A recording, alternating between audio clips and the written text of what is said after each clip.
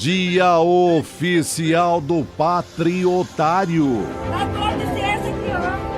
Tentativa de golpe vira data comemorativa em Porto Alegre.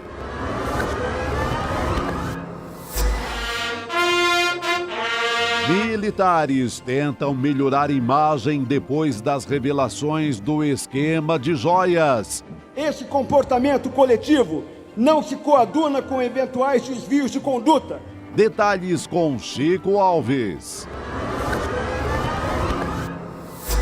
Jair Bolsonaro entrega para o STF seus extratos bancários. E são revelados contratos milionários de Jair Renan. Veja com Guga Noblar. Pelo pensamento revolucionário do Agostinho Neto. O ICL Notícias, segunda edição, está no ar. A humanidade a se indignar contra a desigualdade.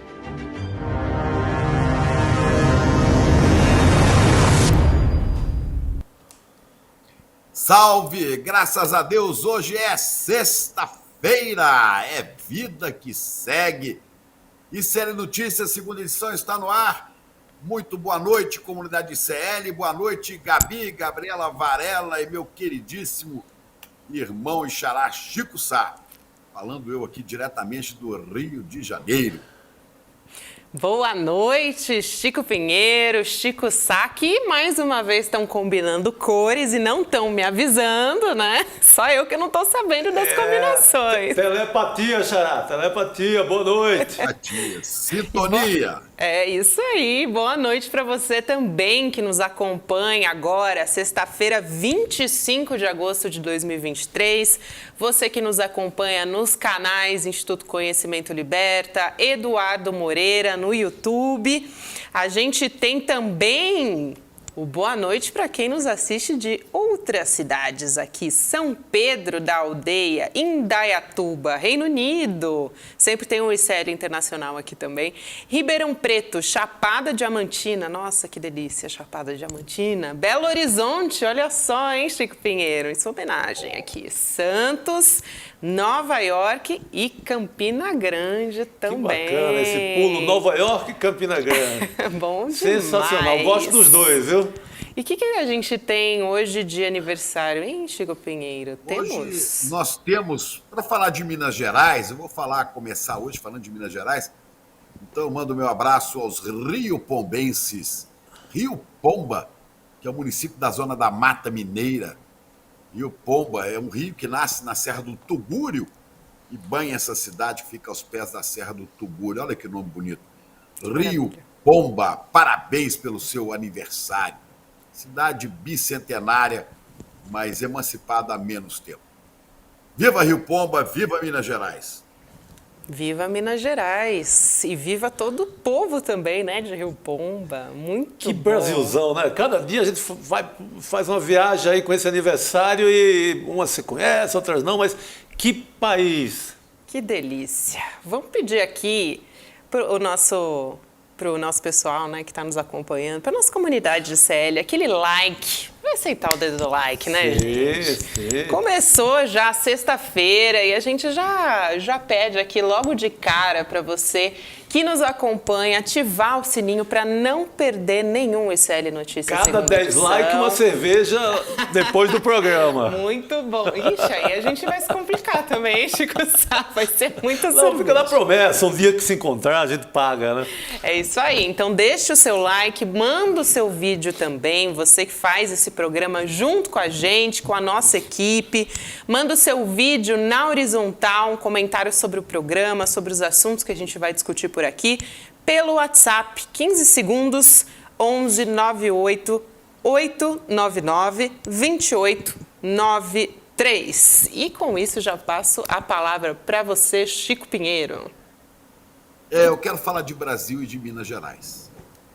Eu me lembro, há 40 anos, estava eu na Praça da Liberdade, em Belo Horizonte, assistindo, ouvindo o discurso de posse de Tancredo de Almeida Neves como governador de Minas.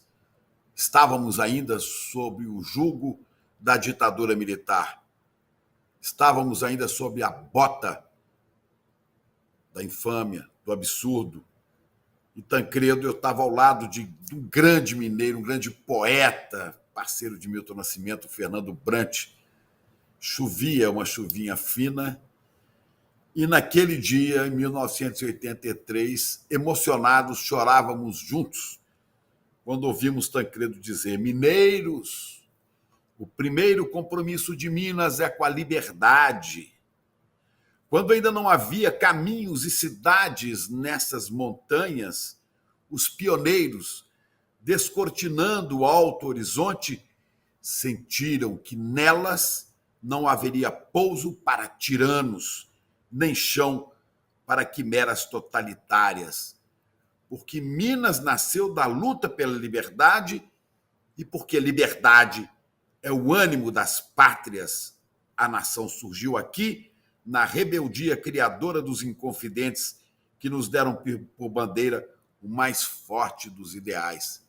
Com a Praça da Liberdade lotada, Tancredo bradou: liberdade é o outro nome de Minas, mineiros. Me atento a um trecho desta fala maravilhosa do discurso de Tancredo Neves, quando ele disse: não haveria aqui pouso para tiranos, nem chão para as quimeras totalitárias. Mas Minas vai oferecer, através não de artífices da liberdade, mas de traidores da pátria, chão para tiranos, sim. Segunda-feira, o governador Romeu Zema vai entregar a Jair Bolsonaro o título de cidadão de honra de Minas Gerais. Bom, Minas é feita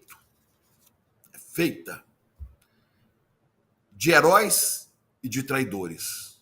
Minas, que é um tanto síntese do Brasil, viu nascer Tiradentes, aquele herói enlouquecido de esperança, que disse, antes de ser enforcado no Largo da Lampadosa, no Rio de Janeiro: 1000 vidas eu tivesse, 1000 vidas eu daria pela minha pátria, pela liberdade. Pois é. Mas Minas produz este herói e, ao mesmo tempo, produz o traidor que o levou à morte. Joaquim Silvério dos Reis passa a história como infame, como biltre, como um ser vil. Esta figura que vocês veem aí. Joaquim Silvério dos Reis. Mas Minas continua na sua luta por liberdade. Eu vou falar alguns nomes aqui. Houve um mineiro nascido no Cerro, lá na região de Diamantina, hoje, né? Que tinha até um jornalzinho chamado Sentinela do Cerro, Teófilo Otoni, que enfrentou as tropas imperiais de Caxias em 1842, numa dura batalha na cidade de Santa Luzia. Teófilo Otoni era um militante.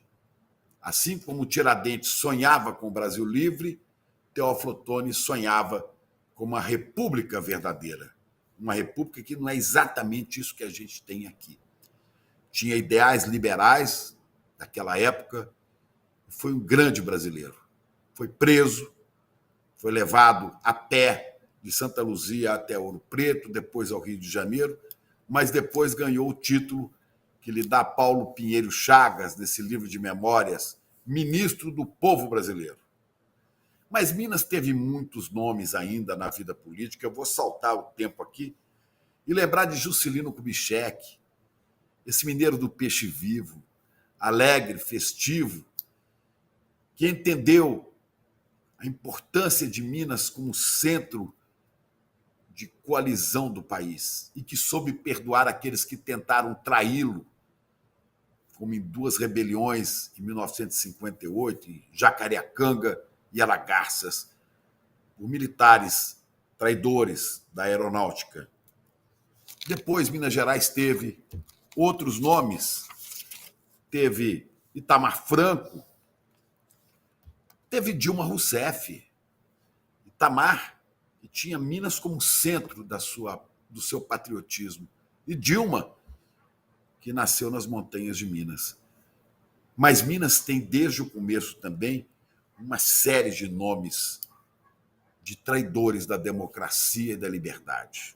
Já falei aqui desse biltre Joaquim Silvério dos Reis, mas há outros tantos, não é? Há o general Olímpio Mourão Filho, que quando ainda era capitão, armou um plano falso, fake news, em 1935 e 36, o Plano Cohen. Era um plano que dizia que os comunistas iam tomar conta do Brasil. Esse plano serviu como base para uma feroz ditadura, a ditadura do Estado Novo, em 1937, ditadura de Getúlio Vargas e seus militares, general Eurico Gaspar Dutra, Góes Monteiro e outros tantos. Há outros na história de Minas.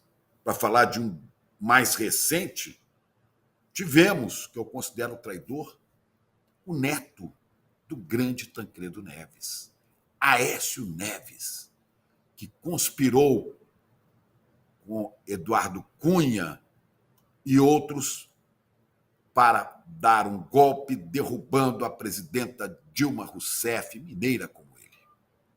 Aécio aprendeu pouco desses grandes ideais de seu avô. E temos mais recentes, como o general Braga Neto, general candidato a vice na chapa de Jair Bolsonaro. Mas os nomes tanto de grandes libertários de Minas como de traidores estão na história.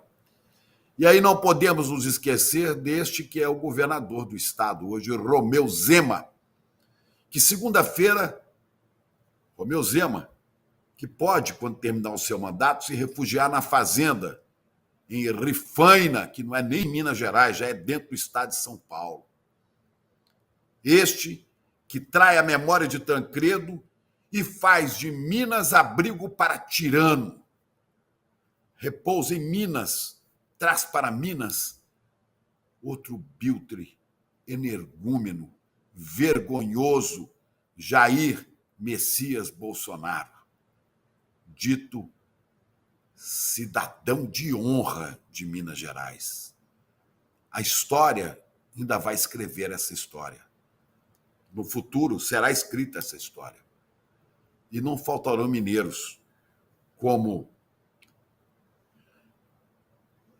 Carlos Drummond de Andrade, Pedro Nava, olha o Drummond aí, Pedro Nava,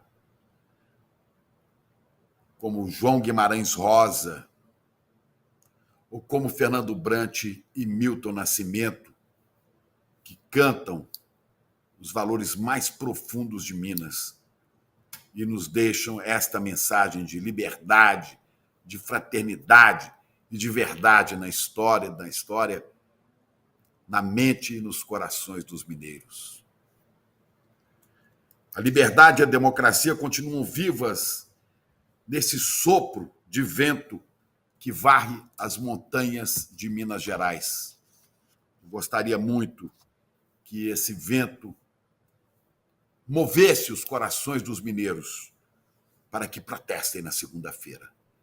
Para que na segunda-feira, no palácio que se chama Palácio Tiradentes, que é a sede do Legislativo Mineiro, protestem contra esse dia de infâmia, o dia em que Bolsonaro, pela mão de um coronel, que hoje é deputado, o nome não importa, mais um traidor, dará a Bolsonaro, num papel, o título de cidadão de honra de Minas Gerais.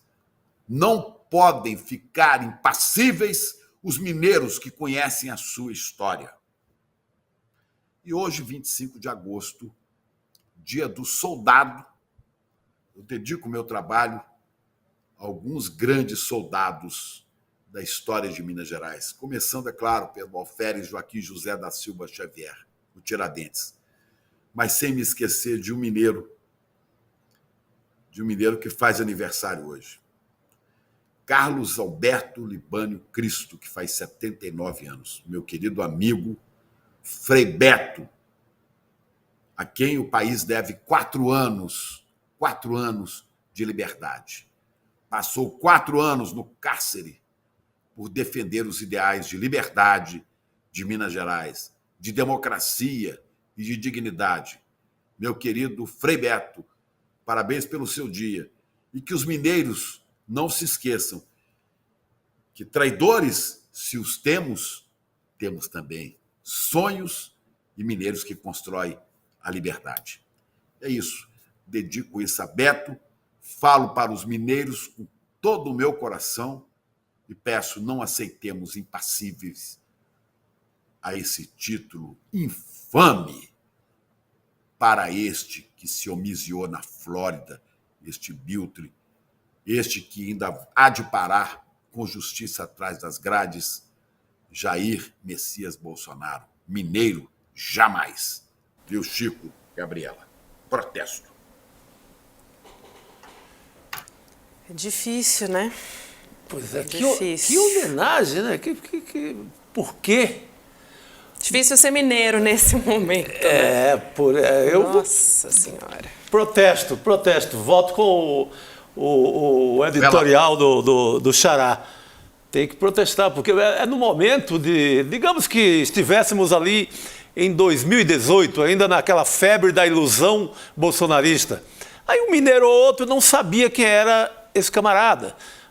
Não tinha acompanhado a história dele, ali como um péssimo militar. Chegou lá e tal, vamos homenagear Jair Bolsonaro. Mas hoje... Depois de tudo que aconteceu... Depois das minas do rei Salomão em joias, depois de uma movimentação financeira, no mínimo, muito estranha, depois de mostrar que é um senhor rico, que saiu podre de rico do governo, que fugiu para não passar a faixa a um presidente eleito democraticamente, esse cara covarde, pequeno, é homenageado? Pô, Minas, vamos corrigir isso aí. E Romeu Zema se mostrando aí um bolsonarista raiz, né? A gente já sabia, mas... Ele citou Mussolini, né, Chico? Ele citou Mussolini, que é praticamente o inventor do fascismo. Agora ele homenageia o Bolsonaro. Ele está indo num caminho, digamos, bastante complicado. Gostaria que um dia ele terminasse citando, ou repetindo, né, o general Olímpio Mourão Filho, que eu disse aqui que era um mero capitão, em 1937, fez um plano para justificar o golpe do Estado Novo, mas que depois, como general, desencadeou, a partir dos Juiz de Fora, o golpe da ditadura que começou em 1964. E depois, vendo a asneira que fez, terminou dando uma entrevista dizendo: olha, em matéria de política, eu não entendo nada. Eu não passo de uma vaca fardada. Seria uma boa frase a ser dita em breve por Romeu Zema. Traidor dos ideais de Minas, traidor de Tancredo Neves, de Tiradentes e do voto de muitos mineiros que já sabem que entraram num caminho torto. Ficamos assim. É isso aí. Estou muito indignado, mas vamos para frente. Vamos chamar o Guga Noblar para se juntar a nós. Olha, o Guga também foi avisado, hein? Tá de vermelho, só eu que fui excluída. Meio laranja ali, né? Meio laranja e tal, salmão. Ô, Guga, boa noite. Dia de salmão. Dia de salmão. Boa noite, minha querida Gabi, meus queridos Chicos e essa audiência maravilhosa. É dia de salmão aqui pra gente e é dia de mais trolha aí pros bolsonaristas, né? Guga, o seu áudio tá meio baixo, não tá? Eu achei que era só pra mim, mas não é só pra mim, não. A culpa é minha. Agora sim. A gente quer te ouvir, Guga. Colocar sua voz pra fora. Guga, antes da gente começar aqui nosso assunto, só queria registrar aqui que muita gente repara aqui nos looks que a gente vem que a gente usa, né? No segunda edição. Os críticos de moda Gabriel aí. Soares diz: Chico Charme está super elegante. Não é só a gente que repara, não. Não, hoje eu tô vestido, é um mineiro que tá me vestindo hoje. Olha só. Ronaldo Fraga. Corações de Minas Gerais. Não tô fraco não, hein? Não tá fraco. Não tá fraco mesmo, não. Minas é tudo de bom. A gente só tem que corrigir essa história aí que o Chico Pinheiro trouxe no editorial. Mas vamos seguir, né, Guga? A gente vai falar agora de Bolsonaro, diretor-geral da Polícia Federal. Vamos contextualizar aqui para quem nos acompanha. O Andrei Passos Rodrigues disse hoje, sabe aqueles 17 milhões, Sim. Chico Sá, Sim. que ele ganhou, né, recebeu dos apoiadores via Pix? Então, eles podem ser bloqueados se, entre aspas, levantarem margem de desconfiança. É grana, viu, que veio daquela campanha do Pix de Bolsonaro. Ele dizia que era para pagar multas. Agora, Guga, eu achei curioso esse texto. O que é margem de desconfiança? Olha, se encontrar algum indício de que há lavagem de dinheiro, de que a grana não foi doada via Pix apenas por eleitores, por militantes, mas que se aproveitou dessa campanha para tentar colocar um dinheiro dele, que ele não teria como justificar a origem, a famosa lavagem de dinheiro, aí, meu amigo, já era. E é muito estranho esse Pix de 17 milhões. A gente fica tratando essa grana, esse montante todo, como se fosse apenas dessas doações que ele pediu, né, via Pix da campanha que se iniciou em junho, mas não é bem assim. Esse dinheiro que o COAF percebeu ali é uma soma que vem desde janeiro deste ano. A campanha foi de junho a julho. Essa grana não, ela está ali sendo acumulada desde o início do ano. Então, esses 17 milhões não tem como origem ele todo a campanha por Pix. A gente não sabe o quanto ele levantou por Pix, nem a polícia ainda sabe direito, mas se eles perceberem que tem dinheiro sujo ali, aí ele vai bloquear essa grana. E repito, é dinheiro que vem desde o início do ano. Não tem como esses 17 milhões serem fruto apenas da campanha de Pix. É bom esclarecer também, a Márcia Cunha estava até falando, esse extrato bancário que o Bolsonaro entregou hoje, né, para a Justiça, ou melhor dizendo, né, para o Supremo Tribunal Federal, ele entregou esses extratos bancários e tem a ver com o governo dele, né? Então, não inclui esses 17 milhões de Pix que ele recebeu esse ano para pagar as multas. Então, só fazendo essa distinção, né, Guga? Exatamente. O Bolsonaro agora está querendo bancar o altruísta, está querendo bancar o cara que colabora com as investigações, já que está morrendo, claro, de medo de uma prisão preventiva. Então ele está nessa cascata de que está ajudando. Aí ele sabia, Xandão, desde o dia 17, já disse que ia pedir os extratos bancários dele, ele se, entre aspas, antecipou, pelo menos é essa a imagem que ele quer passar, e fingiu que está colaborando e está entregando. Só que são extratos que são de 2019 até 2022, o período dele como presidente. Não pega, portanto, nem essa campanha de Pix e não pega as possíveis vendas de joias que ele fez. E essas joias foram vendidas este ano. Ele levou para fora do Brasil, no avião dele, este ano. O leilão em Miami, em Nova York, aconteceu em 2023, ou era para ter acontecido, teve peça que não foi vendida. Mas o fato é que a transação aconteceu agora. E são transações que a gente já tem gravação do Marcelo Câmara e do Mauro Cid dizendo que tinha que ter o mínimo de movimentação financeira em banco. Isso está gravado, isso está em conversas que foram descobertas. Então, eles não entregaram este ano e também a gente sabe que a intenção era dar o dinheiro em cash. O pai do Mauro Cid, inclusive, foi usado para levar dinheiro em cash, dinheiro vivo, para Jair Bolsonaro. Então, além de não dar os extratos que mais interessam, que é o de 2023, a gente sabe que tem muito dinheiro que provavelmente entrou, segundo o que os próprios assessores deles disseram, via dinheiro vivo, sem movimentação financeira. Guga, e o que a defesa de Bolsonaro diz é que os maiores gastos de Bolsonaro nesse meio tempo que a gente está falando são sobre a venda de um carro e de uma moto aquática também, além do ressarcimento das despesas médicas, aquela história, né, da facada e todos os tratamentos, cirurgias envolvendo essa história. E isso se refere a uma decisão do ministro Alexandre de Moraes, do Supremo, que também a defesa, Bolsonaro, a Michelle, o tenente-coronel Mauro Cid, o Xandão pediu, né, a quebra de sigilo de todos eles, e aí a defesa de Bolsonaro está se antecipando e fazendo a entrega desses extratos bancários, né, Chico Sá? Mas falta o da Michelle. Falta o da Michelle. Falta o da Michelle. Dizer, só para complementar, eles não entregaram o da Michelle e aí também ficou no ar. Por que não? Sempre foi uma estratégia, eu lembro desde o Collor Gate, da queda do Collor, diante de qualquer suspeita de movimentação financeira, até o PC Farias fazia isso direto, que era o tesoureiro do Collor. Não, eu vou me antecipar e vou entregar meu... Aí você entrega ali, você faz uma edição ali, entrega a sua parte, por isso que eu... Está colaborando. Está colaborando. E outra, pode estar... Não é o fato de eu entregar meu extrato que não tem coisa ilegal lá dentro. Uhum.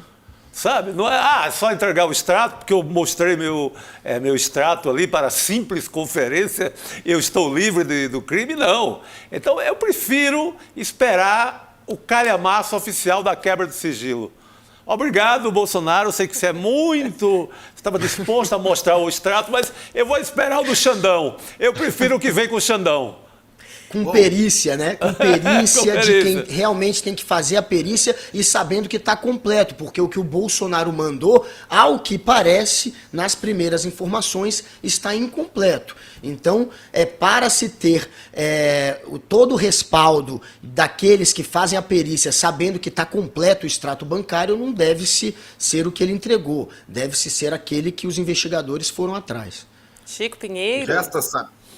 Resta saber se não há também dinheiro proveniente de venda de joias anteriores a essas que nós conhecemos, né? Porque pode ter recebido, olha, são dezenas, dizem que até centenas de viagens de filhos e assessores à Arábia Saudita.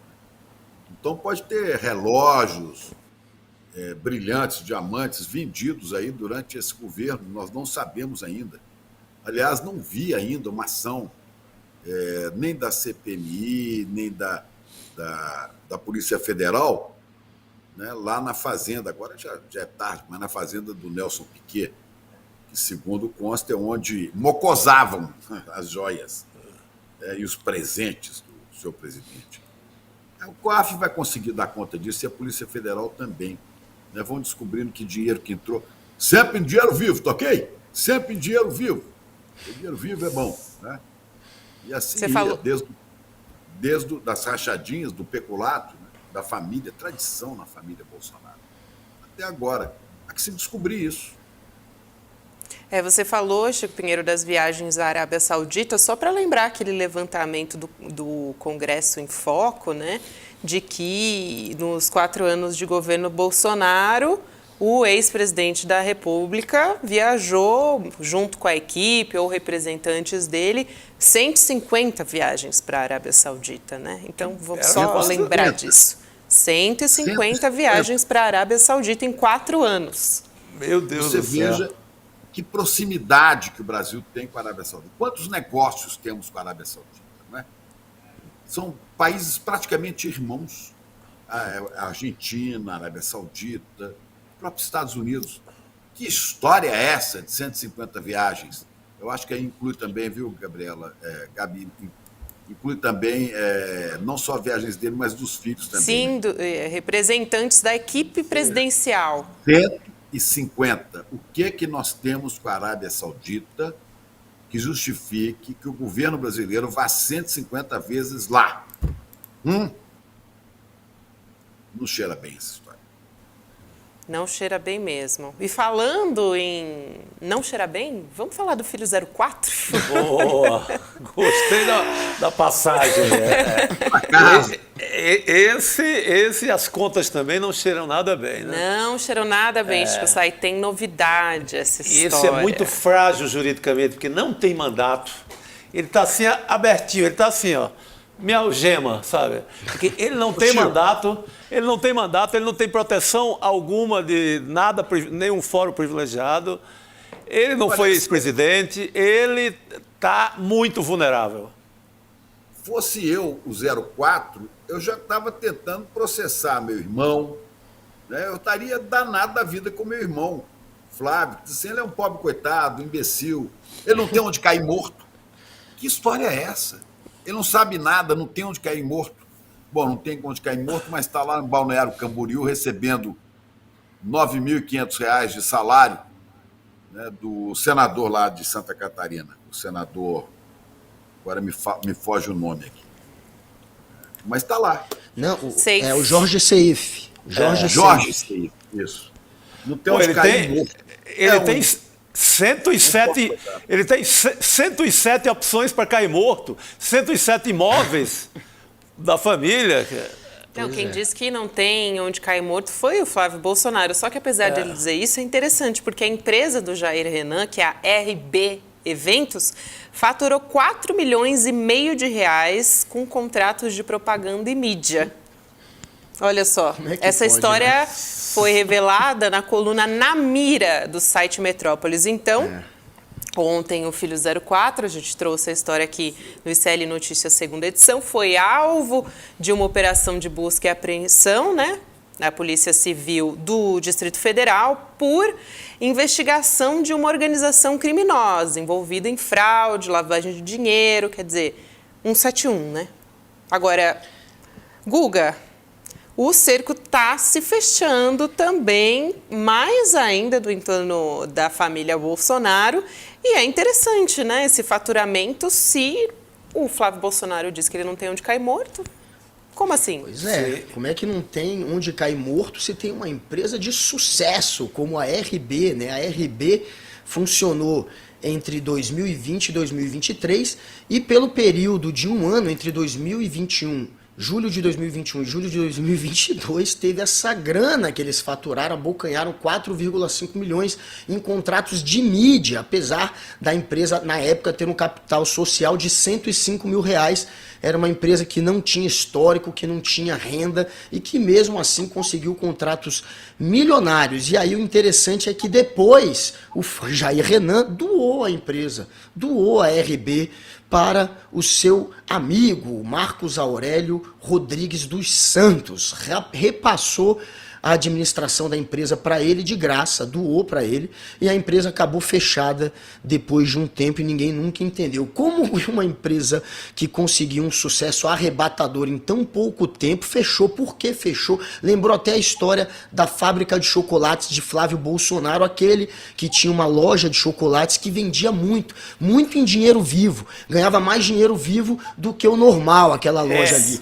Faturava muito mais do que todas as outras lojas de chocolate da mesma marca em shoppings, e mesmo assim Flávio Bolsonaro também vendeu a parte dele e deixou o negócio. Por que eles abandonam negócios tão bem sucedidos? Temos Flávio Bolsonaro, temos agora Jair Renan, esse que está envolto numa série agora de suspeitas, já que está metido aí junto com o ex-coach dele de tiro, o Maciel Carvalho. Eles estão metidos numa história de criar uma centena de empresas para tentar esconder aí patrimônio, para tentar evitar imposto e para lavar dinheiro. Então, é essa situação do Jair Renan, que, como falou o Chico, não tem foro privilegiado. Já vai passar uns dias em cana, tem grande chance sim, se continuar surgindo todos esses indícios contra ele.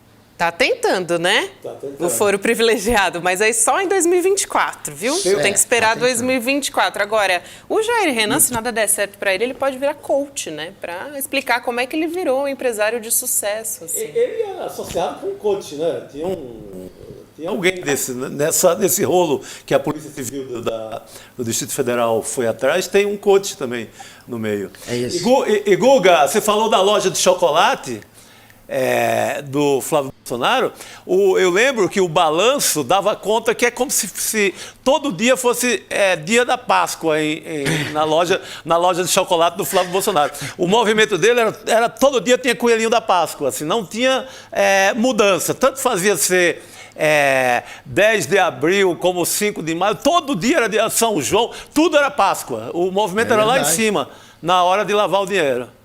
Pois é, teve essa história, né, que fizeram. Era Páscoa todo dia e era dinheiro vivo também. Certo. Ou seja, era muita grana em dinheiro vivo numa loja de chocolate. Claro que acendeu o alerta vermelho, todo mundo imaginou e imagina que isso foi lavagem de dinheiro. E mesmo assim, mesmo com esse sucesso, uma Páscoa eterna dentro da loja dele, ele resolveu vender.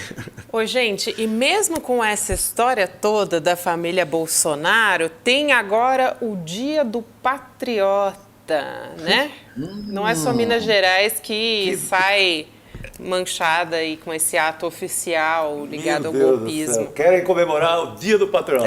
Como é que é essa história? Em Porto Alegre, os vereadores decidiram instituir o dia 8 de janeiro, gente, o dia do golpe, tá? Aquele fatídico domingo que as pessoas invadiram o Congresso, invadiram a sede dos três poderes para quebrar tudo, né? Quer dizer, virou o Dia do Patriota. Vi até um comentário muito bom do nosso colega, nosso amigo Leandro Demore, ele falando, quero entender melhor esse dia. Então, o Dia do Patriota vai ser comemorado no dia que eles dizem que o Flávio Dino e que o Lula fizeram armação? Não é essa a tese? A tese do bolsonarismo é que foi uma armação, dia 8? Então vão comemorar dia 8? Tem alguma coisa errada aí, né, Guga? Não faz patriotários, né? Patriotários. Porque não deu certo, golpistas. acabaram presos. Ainda tem uns aí que ainda vão ser descobertos, que é patriotários que acharam que podiam mudar o país a partir daquela palhaçada que fizeram lá. Palhaçada, me perdoem os palhaços. E o Alexandre Bobadra, que foi o autor, né, desse pedido para o Dia do Patriota, né? O vereador Alexandre Bobadra, do PL, e hoje do PL, né, ele perguntou, né, entre aspas, por que no Brasil quem se considera patriota torna-se motivo de chacota? Porque tenta comemorar o Dia do Patriota num dia do golpe, no dia 8. Isso já é um motivo de chacota. O cara é um idiota completo. Mas, enfim, é essa a contradição. Além de tudo, num dia em que eles dizem que foi armado pela esquerda. Não faz sentido nenhum. Olha lá. E o um vereador patriota que aí. foi caçado. Dá para não rir numa coisa dessa? Não dá, né? O patriota Tem que rir. ainda grita, viu? Porque tá sem som. Tem o grito dele, Brasil e tal. Hoje eu tava no aeroporto.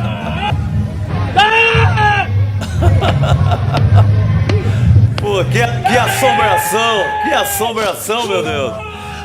Isso é uma assombração, é uma visagem, como diz na minha terra, uma visagem. É uma visagem, patriotária. A visagem é boa. E Mas é você acredita interessante. que hoje eu tava Pode no falar, aeroporto aí de São Paulo e passou uma senhora por mim e como se, com a capa de Batman, era a bandeira do Brasil.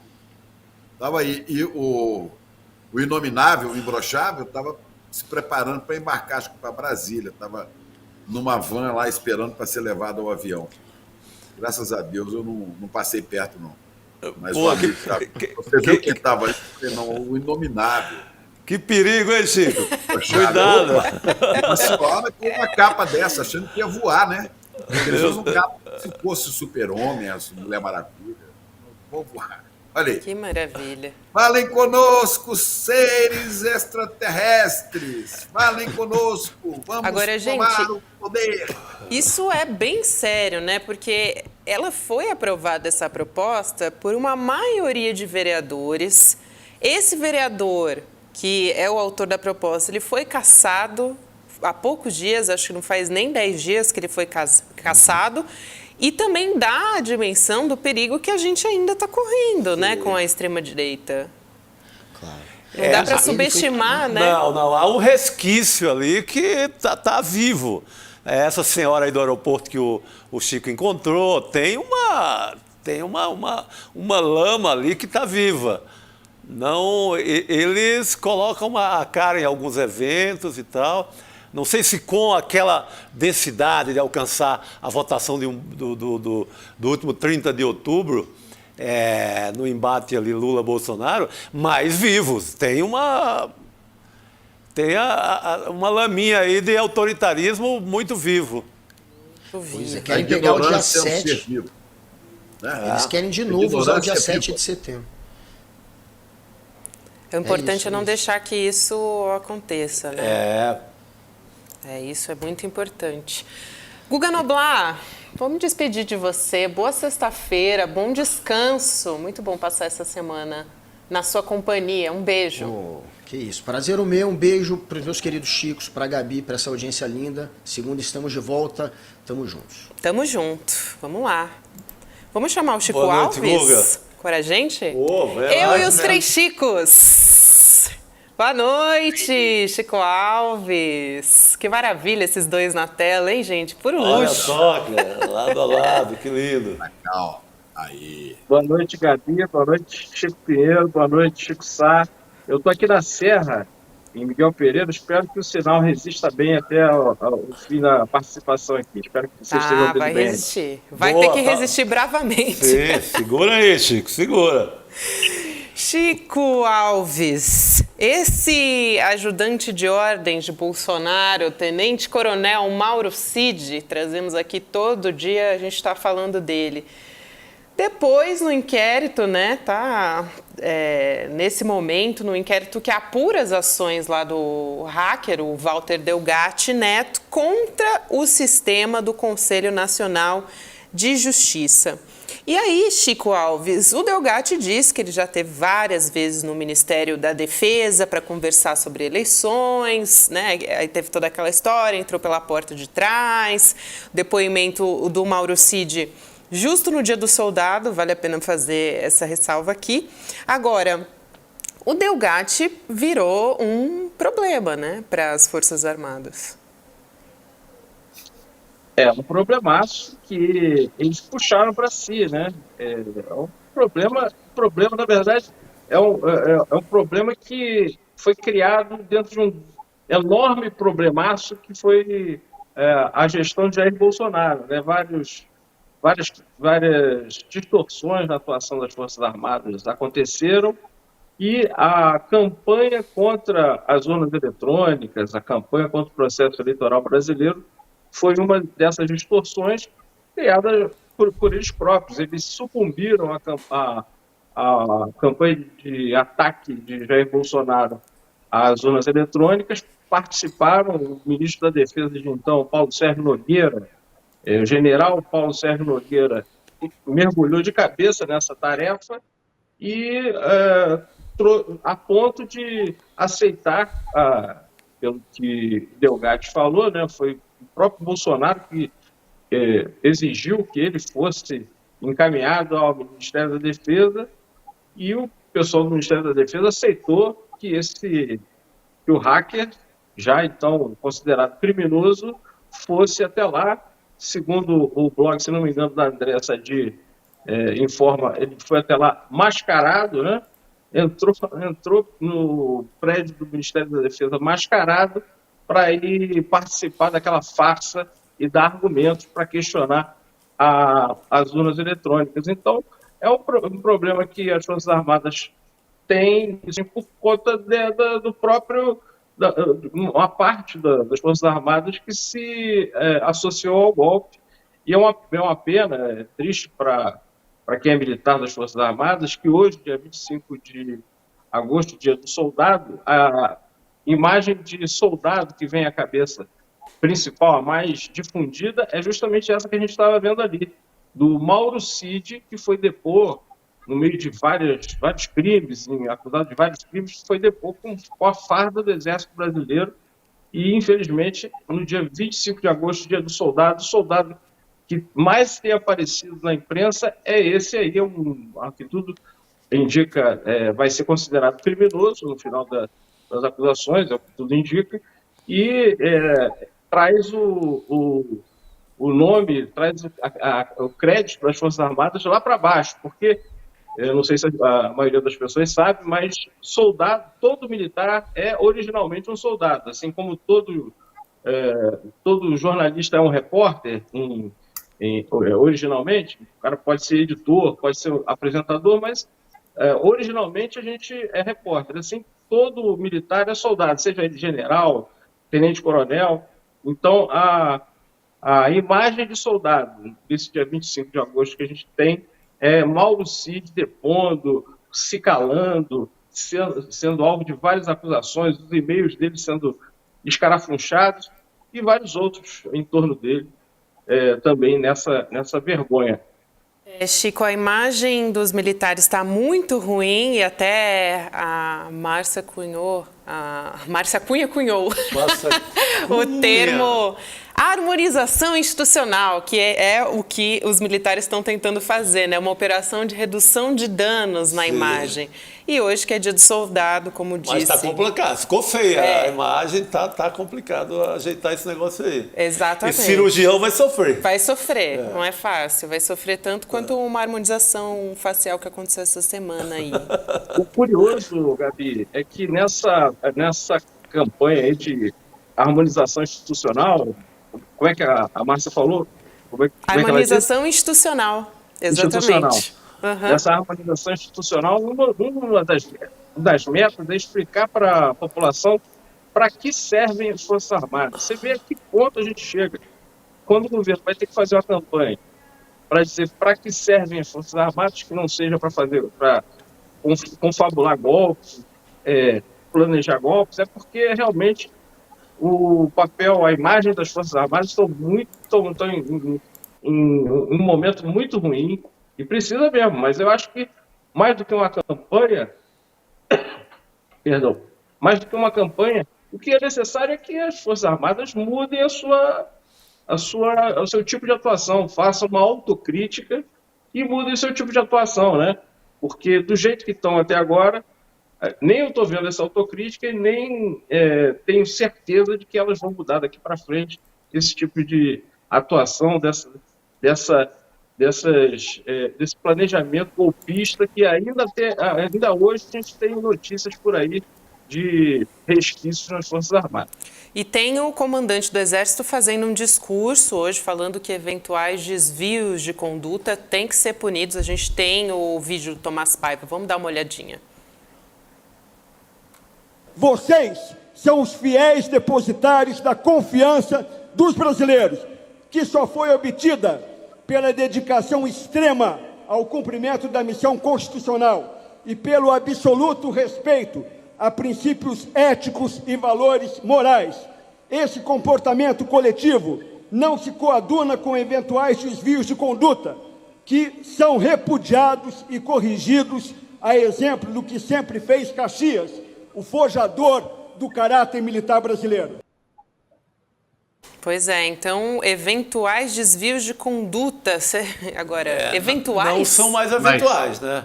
Você tem um roteiro de militar, pega joia, vende joia, derrete joia, pega a joia, vende a joia, coloca na conta do pai que é general, então não são eventuais. Falsifica a vacina. Então não é papo de eventuais. Tá lá, tá na conta, tá no extrato bancário de um general. E quando o Exército deixa um tenente-coronel, que nem esse Mauro Cid, vestir a farda para depor sobre crimes que não tem nada a ver com crime militar, são crimes de contrabandista, bandidinho pequeno. Quando deixa que ele vá fardado, ele passa a incorporar o Exército Brasileiro. Quer dizer, é o Exército Brasileiro que está sentado no banco dos réus, mas sendo acusado de quê? De falsificação, de peculato, de contrabando de joia, de tomar lá da cá. O Exército Brasileiro está metido nessa lambança a esse ponto. Deixaram vestir a farda, agora ninguém é capaz de tirar a farda do rapaz. Tá aí.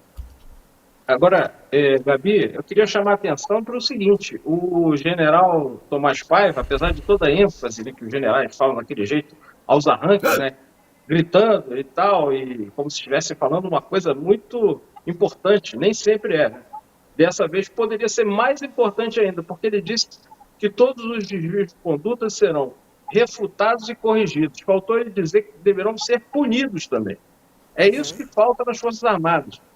A correção não é só, vou tirar daqui e vou botar ali o sujeito que errou. Tem que Não, punir Xará. também. Porque o que acontece nas Forças Armadas é justamente isso.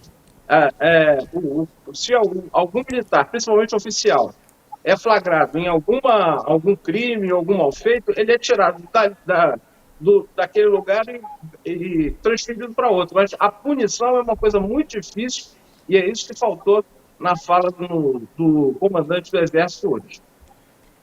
E Mas tem tem um também, problema aí, né? Diga, CP. Não, tem um problema aí, é porque nós não sabemos ainda, talvez a Polícia Federal já saiba, ao apreender o celular não do filho Mauro Cid, do Lorena Cid, o pai dele, o general, né? Sim. Ali possivelmente há contatos, é provável, com vários outros generais e gente do alto comando. E aí fica difícil você dizer que vão ser punidos. Que hora que chegar nessa turma de 4 estrelas, 3 estrelas, como é que faz? Se chegar. Se chegar. Pois é, então vão ser punidos? vai continuar tudo do jeito que é, né? Vai continuar tudo do jeito que está. Se não tem punição. Os civis são punidos, eles próprios, militares, defendem que os civis que cometem crimes e malfeitos tenham que ser punidos, óbvio. Mas os militares não são punidos, aí não dá, né? Aí continua tudo como antes. Só Aí não tem harmonização que dê jeito. Só É paisanos serão punidos. E tem o outro caso que aconteceu essa semana, que vale a pena a gente recordar, que foi Lula reunido com José Múcio, os comandantes também militares. Isso foi na semana passada, na verdade, né? Ficou combinado que vai ser lançada uma campanha para explicar o que fazem as Forças Armadas. Olha a que ponto chegou, né? Sim. A gente tá nesse momento, saiu isso não foi hoje, na verdade, né? Essa história da campanha do Lauro Jardim, saiu no jornal o Globo. Agora, isso é claramente uma tentativa de harmonização institucional, né? Assim, de limpar realmente a Vamos mostrar bala. o que a gente faz, sei lá, somos nós que levamos a comida para as aldeias indígenas distantes, tentar de todo jeito. Aí você vai na memória imediata, você lembra de que há menos de um ano eles estavam junto com o Bolsonaro boicotando toda e qualquer política que pudesse beneficiar os indígenas. Já fica feio de novo. É muito difícil remendar a imagem das Forças Armadas sem passar, como disse o Chico Alves, por uma punição. Se não punir ninguém, se não punir nenhum general, se ficar tudo por isso mesmo, não tem campanha publicitária. Pode chamar os melhores publicitários do mundo para fazer um mesão ali e produzir as melhores peças do mundo, que não vai dar jeito.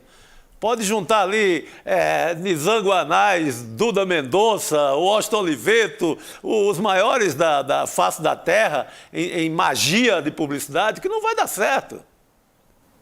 Ô Chico, você sabe que eu fiz curso técnico de publicidade antes de fazer jornalismo. E a primeira lição que eu tive nesse curso técnico é o seguinte: não adianta boa propaganda para o mau produto.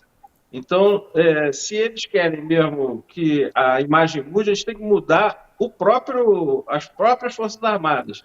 Agora, ninguém está querendo aqui demonizar as Forças Armadas. É óbvio que, como você falou aí, são muito úteis em várias áreas remotas, são os militares que viabilizam medicamentos e constroem pontes e fazem vários serviços que são relevantes.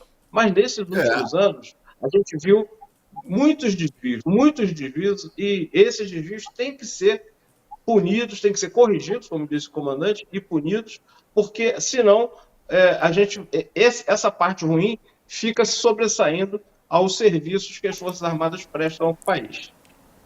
Bom, tem que lembrar que elas custam 124 bilhões e 400 milhões de reais por ano.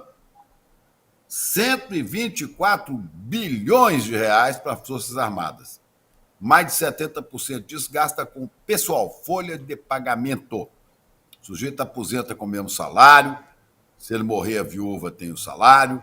Né? Se não for a viúva, a filha que não casou recebe salário. E tem que ter um dinheiro para comprar um uísque, um champanhe, uma picanha, uma prótese peniana. Né? Quer dizer, perder o senso de ser brasileiro como todos nós, os demais brasileiros. Paisanos, como eles gostam de dizer. Também, aqui, perdi o nome da pessoa que nos lembrou disso, CP, mas vale a pena ressaltar mesmo essa história de quando o TCU revelou que o governo Bolsonaro beneficiou indevidamente 79 mil militares com o Auxílio Brasil, né? Sim, e aí, sim. a gente não sabe, inclusive eu procurei aqui, pelo menos eu não encontrei o que foi feito a partir disso, né? Por determinação do TCU, deveria ter sido devolvido. Devolvido. Não Muito se sabe. simples, quer beneficiar, dá dinheiro para os caras.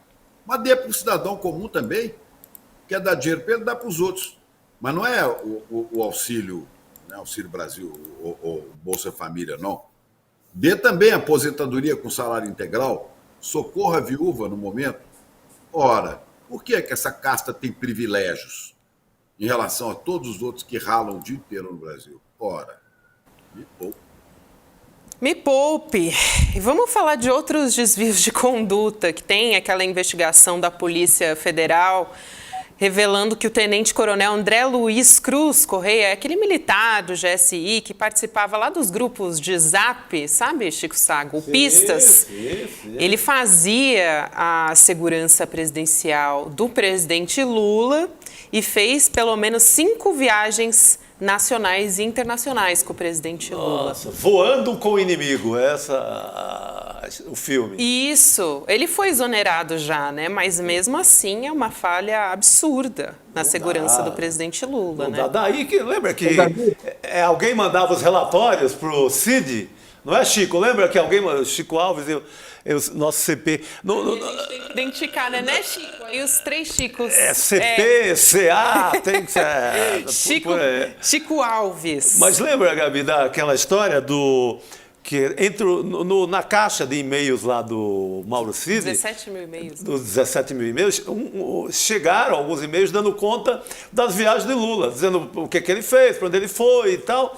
Era esse tipo de gente que viajava, inimigos que viajavam ao lado do Lula. Pô, como não bastasse o 8 de janeiro, ainda tinha os caras dentro do avião. Pô, para com isso. Pois é, mas olha, esse caso aí é típico do que a gente estava falando antes, da falta de punição. Esse militar foi flagrado, a Andréa Sadi, nossa colega Andréa Sadi da Globo News deu essa notícia, ele foi flagrado integrando um grupo de WhatsApp com mensagem golpista. Diz eles que o que estão dizendo é que ele não escreveu nada, não falou nada que fosse comprometedor, mas o fato de estar num grupo desse tipo já é comprometedor bastante. E aí, flagrado nessa irregularidade, o que o comandante do Exército fez, segundo a própria Andréa Sadi publicou no seu blog, transferiu e ele agora está lotado no gabinete do comandante do Exército. Então, eu não entendo. Imagina isso numa instância civil. Se alguém, na Polícia Federal, digamos, se um agente da Polícia Federal é flagrado num grupo de mensagens golpistas e aí é retirado e vai para o gabinete do diretor da Polícia Federal. Então, continuo dizendo que essa harmonização institucional, se não mudar a própria instituição, se não mudar as Forças Armadas, não resolve. E outra coisa, um detalhe que está passando assim, com menos atenção, era um grupo de mensagens golpistas, há pouco, até a março, pelo menos estava funcionando, não sei se continua ainda, com militares da ativa. Não era só esse de segurança do Lula que estava lá, não. Eram militares, outros também eram da ativa. É a notícia que dá a Andréa Sadi. Então, militares da ativa estavam, não sei se estão ainda, com um grupo de WhatsApp ativo, com mensagens golpistas contra o presidente da República. Opa, tivemos uma falha aí, Chico Alves. Então, como é que pode mudar a imagem da Bolsonaro?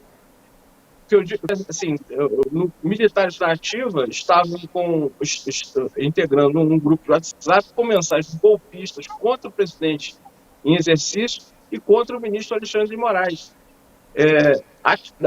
Militares da ativa. Então, como é que quer mudar a imagem das Forças Armadas desse jeito? Assim não tem jeito. Não tem jeito. Se continuarem fazendo política, não dá. Estão na eleição ainda, estão em grupinhos fazendo fofoca política, não dá. É golpe, né? Sugerindo golpe, né? Mais do que a política já seria ruim se fosse propaganda para um ou para o outro. É mais que golpe, mais do que política, é golpismo, né? Então, esses todos têm que ser identificados, não só esse, que era a segurança do Lula, não deveria estar no gabinete do comandante do Exército, e os outros têm que ser identificados e todos eles deveriam ser punidos. Vamos ver se serão. Vamos seguir adiante com os nossos assuntos aqui. Chicos, falar agora do voto do Cristiano Zanin ainda é algo que desde ontem a nossa audiência está comentando muito e realmente tem mobilizado muito a opinião das pessoas. No Supremo Tribunal Federal, esse voto do Cristiano Zanin contra a descriminalização da maconha para uso pessoal foi trending topics hoje nas redes sociais, no Twitter ou no X-Twitter, né? Agora que ninguém sabe mais o nome ninguém sabe mais o negócio, nome. Mas ele foi indicado, o Zanin, pelo presidente Lula e está causando para algumas pessoas estranheza. Esse voto que está sendo conservador foi o segundo voto já tido como conservador. Tem mais um daqui a pouco que eu quero trazer para a gente comentar também. Mas ele está sendo elogiado por políticos da direita, elogiando então o Cristiano Zanin. E bastante gente... Por pastores evangélicos, Isso, por aí vai. Exatamente. Olha só o que disse o deputado Silas Câmara, do Republicanos. É líder da bancada evangélica no Congresso. O voto de Zanin não me surpreende pelo fato de eu ter tido a oportunidade de recebê-lo antes de ele ser elevado à função de ministro pelo Senado. Ele disse de forma clara e definitiva isso. Ele, além de ser homem de família, tinha as convicções dele em defesa de uma sociedade saudável. Achei muito curiosa essa palavra que ele usou. Então, aí a fala do deputado Silas Câmara. Também o senador bolsonarista Eduardo Girão, do Novo, do Ceará, disse que o voto foi uma grata surpresa. E aí eu vou trazer o posicionamento também, por exemplo, da deputada Sâmia Bonfim, do PSOL de São Paulo. Lamentável o voto de Zanin. Descriminalizar a posse de drogas é essencial para combater o encarceramento em massa e a suposta guerra às drogas que afeta, sobretudo, pobres e negros. A próxima indicação de Lula ao STF deve representar as lutas democráticas e progressistas. Esse encontro, que disse o líder da bancada evangélica no Congresso, foi aqueles encontros todos que o Zanin fez antes de ser sabatinado. O Zanin em campanha ainda para ter o voto dos caras e então tal. Ele foi conversar com essas lideranças conservadoras, um a um, né, para fazer ali, para vender o peixe dele, vamos dizer assim. Agora, o Chico Alves, você disse nas suas redes sociais, e eu concordo também, não me surpreendeu esse voto, sinceramente, e o Chico Alves colocou nas redes sociais dele. Eu já sabia, então quero ouvir Chico Alves falar sobre isso também. Gabi, eu estou sendo até meio chato com isso, eu reconheço, porque eu estou repetindo o tempo todo que antes eu já tinha comentários discordando dessa indicação do Lula. Um desses comentários foi aqui no ICL2, inclusive eu estava aqui na Serra também. Na coluna que eu tinha no UOL, eu fiz 2 ou 3 colunas, na participação em vídeo no UOL também. A gente teve um probleminha aqui na conexão do Chico Alves. Chico, acho que agora a gente... Será que voltou totalmente? Ou a gente pode reconectar o Chico Alves? Vamos reconectar ele, né? Aí a gente faz... A gente faz de novo. Isso. Acho que agora está voltando, né? Só a gente falar que vai reconectar que a internet... Chico está na Serra, está lá na Serra. Isso, ele está na Serra, ele já volta. Fala, diga, CP. Essa questão do ministro Zanin tem umas coisas graves aí, né? Primeiro que ele deve ter pelo menos mais 27 ou 28 anos no Supremo Tribunal Federal, porque eu não sei que ele saia antes, mas o mandato dele vai até os 75 anos, ele tem 47. E esse é um lado terrível quando você vê as posições que ele vai assumindo. Mas tem um lado saudável também, uma pessoa de 47 anos, né, pode aprender muita coisa, quem sabe ainda aprenda. aprenda, sobretudo, a julgar sim, né, segundo as normas da lei, do direito, mas que não faça ouvidos moucos à voz das pessoas, das ruas, sobretudo daqueles que mais carecem do Estado brasileiro, Isso. os que estão presos, os pobres e pretos, principalmente. Quer dizer, se ele ficar nessa posição, é ruim para ele, para a imagem dele, é ruim para o país, é ruim para os brasileiros. E eu não acredito que o doutor Zanin esteja aí a serviço de alguma coisa, pelo menos na ideia dele, que não sejam os brasileiros, né? Eu gostaria até de conversar com ele sobre isso. Chico Alves voltou. Aí, Chico. E aí, tá? Melhorou agora ou não? Melhorou, Continua travando. Chico. Não, melhorou. Agora a gente pode te ouvir a respeito do voto de Zanin. Eu queria aproveitar e incluir uma informação a respeito do voto de Zanin, que acho que você pode comentar as duas, porque elas conversam, Chico Alves. Porque o Zanin, ele votou hoje isso para reconhecer que os guardas municipais integram órgãos de segurança pública. Então, era um julgamento no Supremo Tribunal Federal que estava desempatado, foi o voto empatado, e o voto dele desempatou, formou maioria. E aí essa decisão do STF, por que eu trouxe? Ela facilita, ela reforça, na verdade, que os guardas municipais possam fazer abordagens, que eles possam revistar lugares, enfim, que eles considerem suspeitos de tráfico de drogas. E na prática, o que é isso? Vai permitir atuar com força policial. É mais um reforço nessa lógica de guerra às drogas.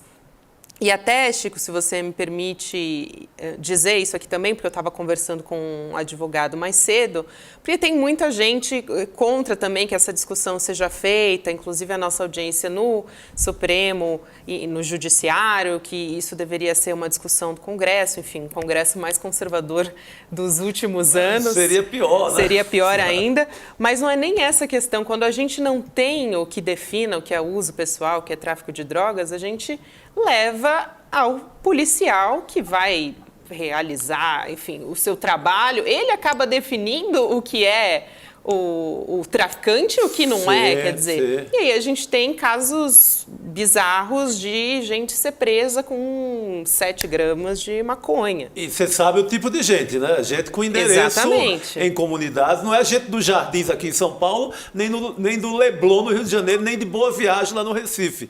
É gente já de comunidade, é gente preta, é gente pobre. Então, tem um endereço muito bem definido. Muito claro, né, Chico Alves? Quero te ouvir sobre isso também. Então, vamos recapitular. São 5 decisões desastrosas do Zanin, né? É a 5ª decisão em 25 dias como ministro. Na prática, depois do recesso, né, começou a atuação do STF dia 1º de agosto. Então, hoje é dia 25, em 25 dias são 5 decisões desastrosas do Zanin. Uma que não aplicou o princípio da insignificância para um roubo de R$100, o que mostra insensibilidade social.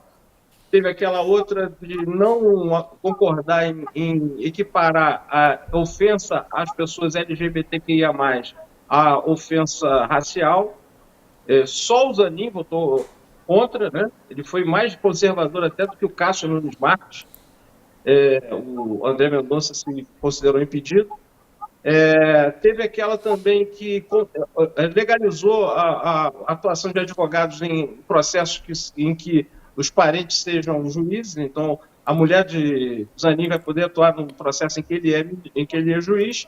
Essa da descriminalização das drogas que ele não acolheu. E hoje, esse voto que desempatou. Foi o Zanin que decidiu o assunto. Tornou as guardas municipais integrantes do sistema de segurança pública. Para a gente ter uma ideia do risco e do prejuízo que isso pode trazer, eu vou ler aqui o que disse um ministro do STJ, que votou contra a atuação da Guarda Municipal dessa forma, em um processo que estava no STJ. Ele disse o seguinte, que esse tipo de autorizar que cada um dos 5.570 municípios brasileiros tenham sua própria polícia, subordinada apenas ao comando do prefeito local e insubmissa a qualquer controle externo é um erro. Quer dizer, aí está o risco. Guardas municipais, que originalmente foram criados para ser vigilantes patrimoniais. A Constituição diz isso expressamente. Eu conversei há pouco com o doutor Pedro Serrano, que confirmou, a Constituição diz, né, que o guarda municipal é praticamente um vigilante um pouco mais equipado para proteger os bens do município. Passam a ser também integrantes, vão ter poder de polícia. E, mais ou menos na linha com aquela ideia de refutar a descriminalização das drogas, quem é que vai sofrer? Os guardas municipais despreparados, comandados por prefeitos nos rincões mais distantes do Brasil, tendo papel de polícia. Os mais pobres, mais uma vez os pretos, né? As pessoas, o pessoal da população mais fragilizada. E só para terminar, Cássio Nunes Marques e André Mendonça votaram contra as guardas municipais serem incluídas no Sistema Nacional de Segurança Pública.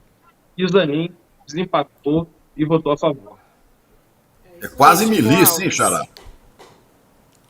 Quase milícia.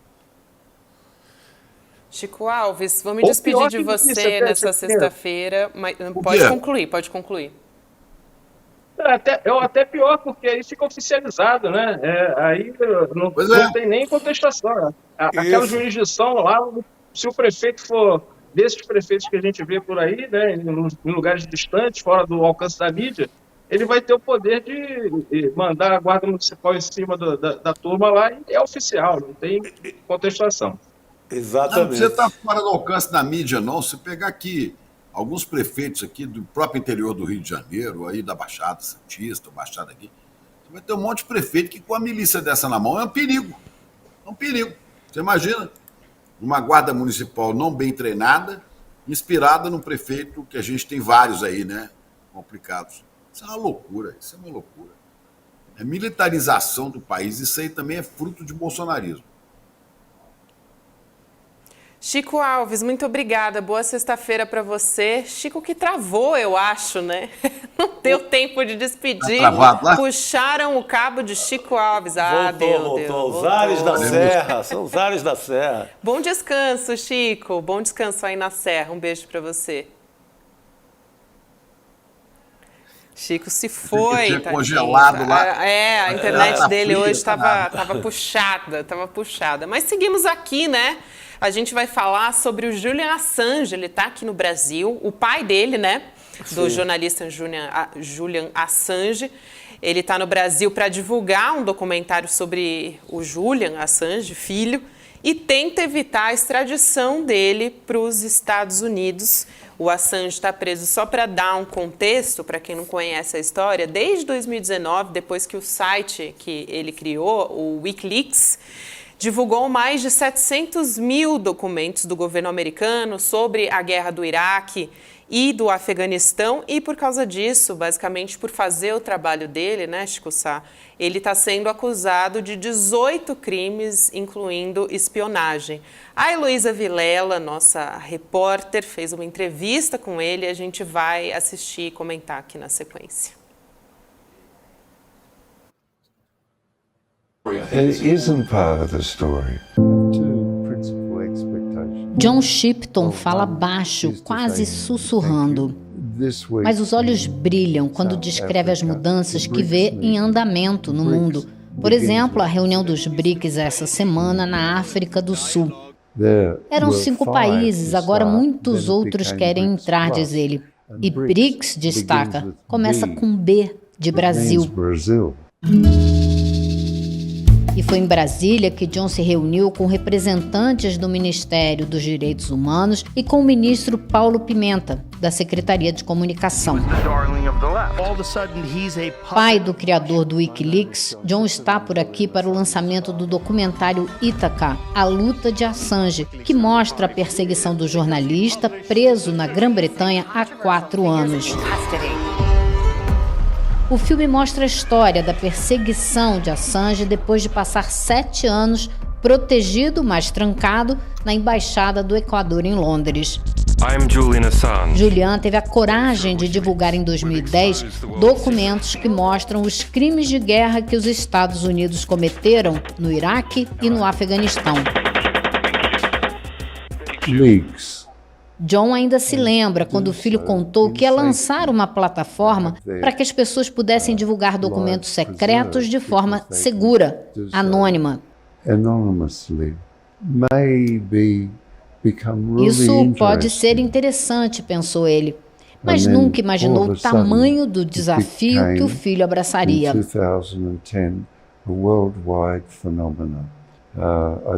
Agora, afirma, a vida dele sempre corre risco.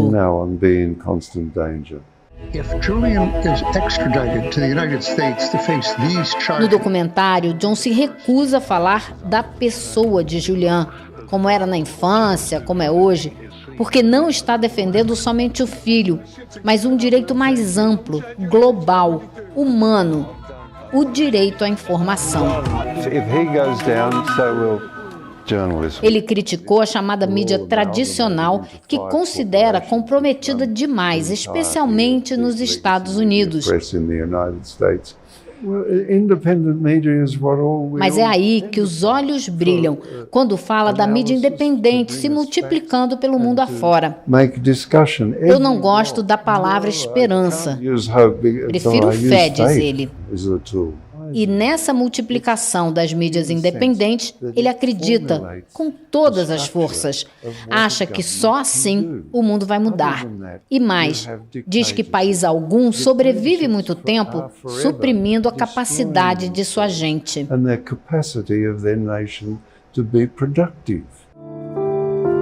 Não à toa, pergunto sobre o aumento significativo de pessoas dormindo nas ruas dos Estados Unidos.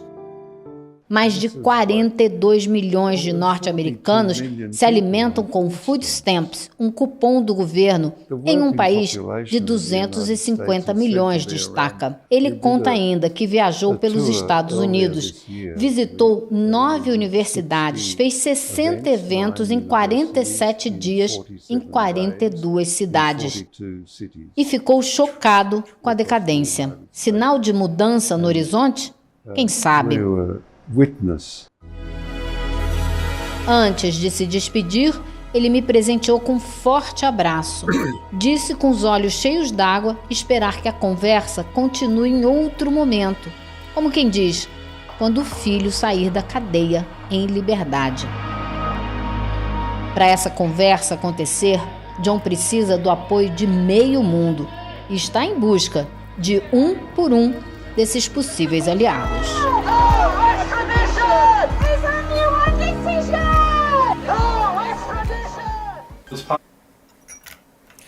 Essa história, toda vez, a gente já conhece a história, mas toda vez a gente se choca, né? Se sensibiliza. É impossível não sensibilizar, né, CP?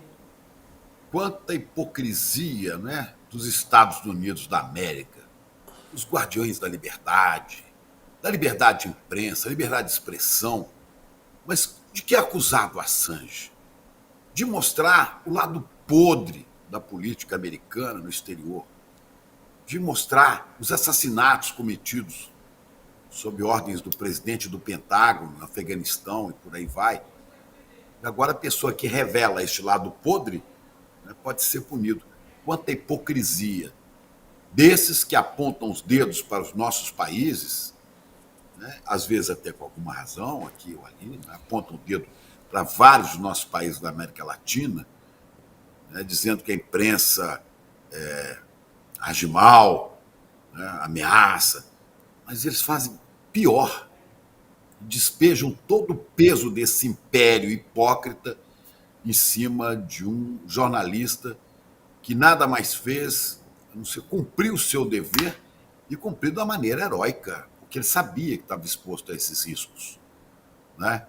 Eu gostaria de ter feito o trabalho que ele fez, mas eu teria medo, deve ter tido medo de fazer o que fez, de mostrar as entranhas podres do sistema da Casa Branca dos Estados Unidos da América. É isso. Agora você imagina... Esse papel de hipocrisia, né? Agora, você imagina também para esse pai, né, que está fazendo uma jornada em diversos países para apresentar a história do Julian Assange. Ele esteve, inclusive, em várias cidades brasileiras para apresentar o documentário sobre a história do Assange. Ontem foi em Porto Alegre. E aí o Leandro Demore, nosso colega, gravou um vídeo emocionante com o pai do Assange e disse que vai mostrar para o Julian Assange. Vamos ver como é que foi. Começar a filmar e eu vou pedir o seguinte: da próxima vez, ó, tô filmando vocês, tá? Da próxima vez que você falar com o Julian e puder mostrar um vídeo para ele, você mostra esse vídeo dizendo que o Brasil está desejando que ele saia e que ele possa viver uma vida como ele prometeu para você. Ele prometeu que não vai mais entrar em encrenca, vai viver como um monge. Então ele pode viver como um monge no Brasil. Então essa galera vai bater uma salva de palmas para Julian.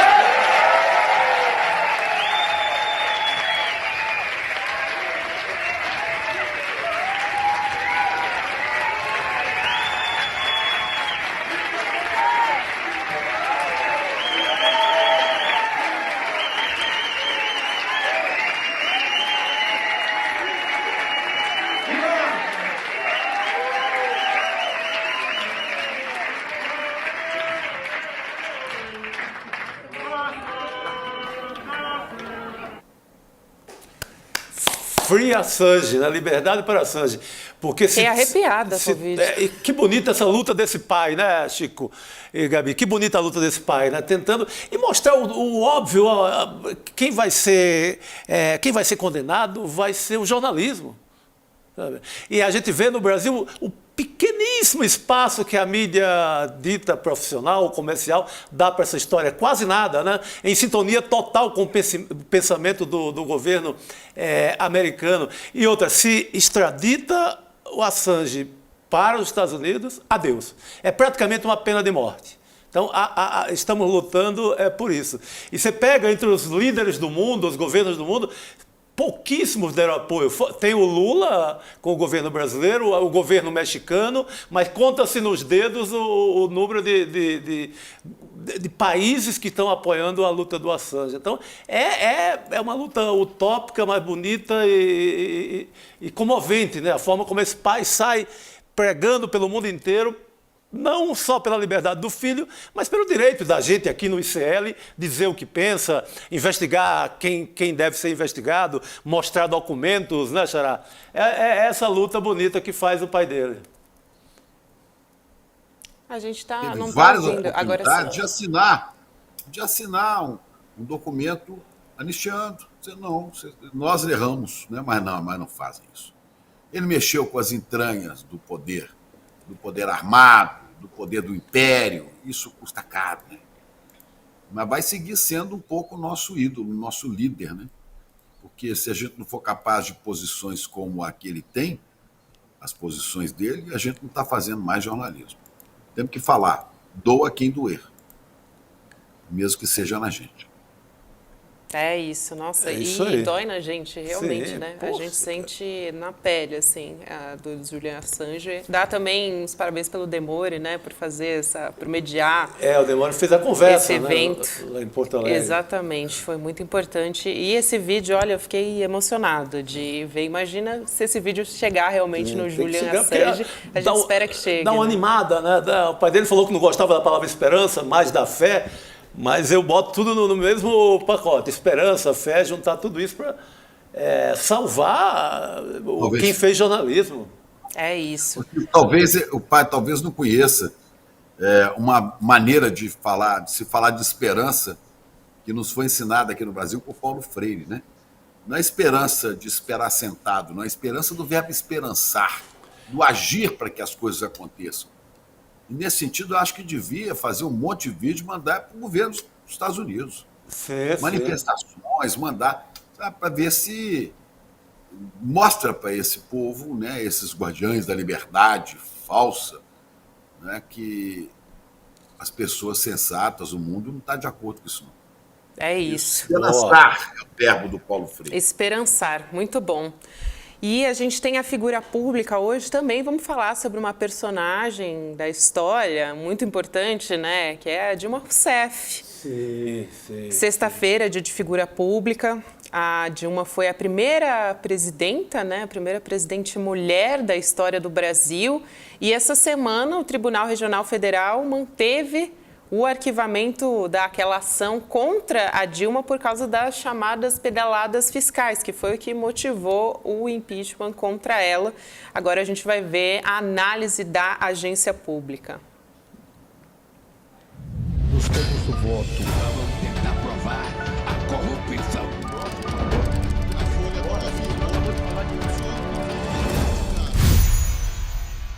Hoje vamos falar de uma mulher que deveria estar nos principais cadernos de todos os jornais do país. Vamos falar dela. A primeira mulher a ser chefe da Casa Civil, a primeira mulher a ser presidente do Brasil e a primeira mulher a ser presidente do Banco dos BRICS.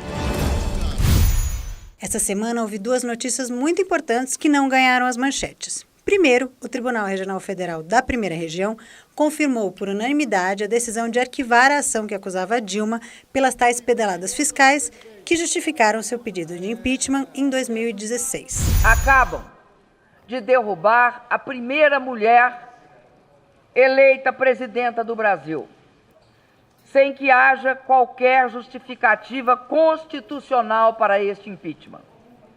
Mas o golpe não foi cometido apenas contra mim e contra o meu partido ou os partidos aliados que me apoiam hoje. E isso foi apenas o começo. O golpe vai atingir indistintamente qualquer organização política progressista e democrática. O tribunal considerou que o Ministério Público não demonstrou envolvimento intencional dela e dos demais acusados na manipulação de dados dos bancos públicos para mascarar os resultados fiscais. Os juízes disseram não haver nem evidências da participação de Dilma nessas operações. O caso foi arquivado definitivamente, ou seja, não havia crime nenhum. Além disso, essa semana rolou uma reunião histórica dos BRICS, o bloco fundado por Brasil, Rússia, Índia, China e África do Sul, com a participação de Lula, dos presidentes sul-africano e chinês e do primeiro-ministro da Índia. São líderes que representam 40% da população mundial e mais de 1/4 do PIB global. O presidente russo, Vladimir Putin, não participou, porque é acusado de ser criminoso de guerra e poderia ser extraditado para o Tribunal de Haia. Então ele fez um zoom básico e aproveitou que estava na Rússia para dar um sumiço no mercenário Prigozhin, que liderou um levante militar contra ele há menos de 2 meses. Mas isso é só um parênteses. A reunião dos BRICS foi histórica porque o bloco anunciou a expansão da aliança para mais 6 países: Arábia Saudita, Argentina, Irã, Emirados Árabes, Egito e Etiópia. Com isso, o BRICS passa a ter 35% do PIB mundial e 46% da população. E mais, o Banco dos BRICS anunciou que vai começar a conceder empréstimos nas moedas sul-africana e brasileira. Isso é parte de um plano para diminuir o domínio do dólar no sistema financeiro internacional.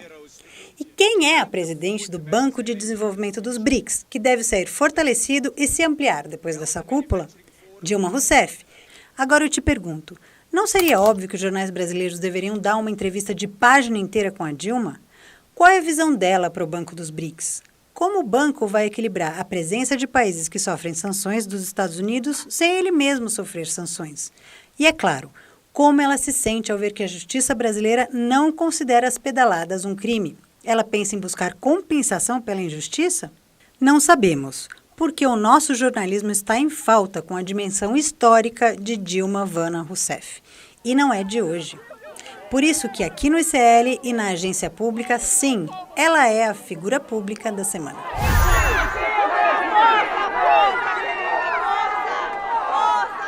Ficamos por aqui, mas eu queria lembrar para vocês que estamos na reta final da nossa vaquinha para passar a limpo a história do Samuel Klein, o fundador das Casas Bahia, e dos crimes sexuais dos quais ele é acusado contra crianças. Precisamos de R$90 mil e só faltam 5 dias. Então, tira o escorpião do bolso, doe 5, 10, R$20 pelo Pix e ajude a gente a levar essa história para milhares de pessoas. Segue o nosso Pix, contato@apublica.org. E até semana que vem. Importantíssimos os pontos que a Natália Viana trouxe hoje, hein? Importantíssimo. Ela vai em cima de uma questão fundamental essa semana. Você viu o destaque que a mídia comercial, chamada comercial, deu para o arquivamento definitivo das tais falsas pedaladas? Notinha desse tamanho. Pé de página, quando é o jornal impresso, coisinha de nada. Todo mundo assim meio envergonhado, escondendo. Por quê? Porque fizeram aquele festival contra Dilma, né? Fizeram aquele massacre, verdadeiro massacre. Teve jornalista convocando gente para Paulista para derrubar Dilma. Isso não é papel de um bom jornalista.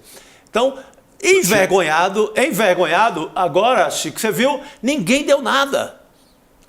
Ninguém deu nada. Era para ser manchete do Jornal Nacional. Eu falo do Jornal Nacional porque é o principal da televisão, mas vale para SBT, para todas as TVs. Era para ser manchete em todos os portais, para qualquer um.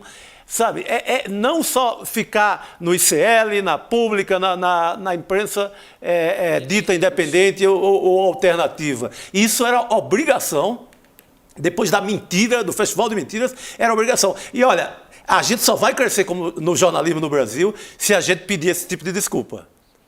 Chegar num dia que é arquivado, pedir desculpa a Dilma, pedir desculpa.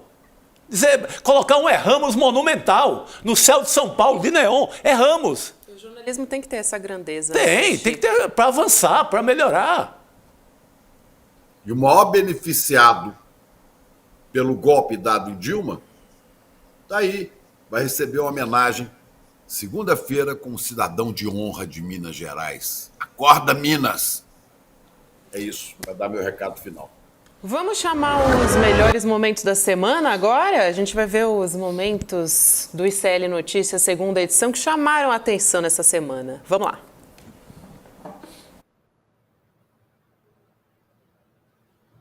Não perca esta oportunidade que nós temos de colocar os militares no seu devido lugar, depois de 140 anos, 130 anos de república. Esses caras fardados sempre estiveram tumultuando a vida democrática neste país, dando golpe, armando treta. O Chico acabou deixando uma bela dica para os nossos colegas que referendaram o golpe assim desde a primeira hora. Acho que a gente erra como jornalista. Claro. Faz uma reflexão. Comete injustiça, comete erros, falhas. Exatamente. Faz uma reflexão, reconhece que errou. Lá em 95, ou seja, já faz um tempinho, o Bolsonaro ele defendeu estudantes de um colégio de Porto Alegre que fizeram uma homenagem a Adolf Hitler como o personagem histórico mais admirado. E aí, o Bolsonaro, que era deputado federal nessa época, disse que os alunos escolheram Hitler por entenderem que, de uma forma ou de outra, estou fazendo aqui aspas porque ele disse isso, ipsis literis, o líder, o nazista Hitler soube impor ordem e disciplina. O líder do golpe é quem? É quem repassa a ordem. Quem está repassando a ordem para um empresário abonado, cheio de dinheiro e muita influência também entre o empresariado. Ele, Jair Bolsonaro, mais uma vez à frente do golpe. Hoje foi um dia complicadíssimo, apesar de aparentemente não ter acontecido nada, né? A gente chegou lá para a CPMI às 9, disseram que só ia começar às 11. Às 11 não começou nada. Daqui a pouco veio a notícia que foi adiado para as 2 da tarde. Às 2 da tarde veio a notícia que estava cancelada. Deus, pátria, família e suruba. No caso do capitão, pelo menos, né? Qual deles? O capitão de Manaus que se gaba Menezes. de participar das Qual farras. deles? Porque podia ser Coronel Menezes. Sodoma e Gomorra bolsonarista.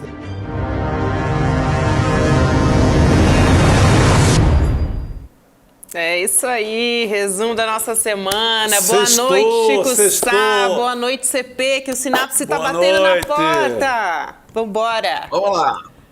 Beijo, até semana que vem. Sinapse agora com Roberta Garcia, César Calejão e com a ativista social Karina Santos.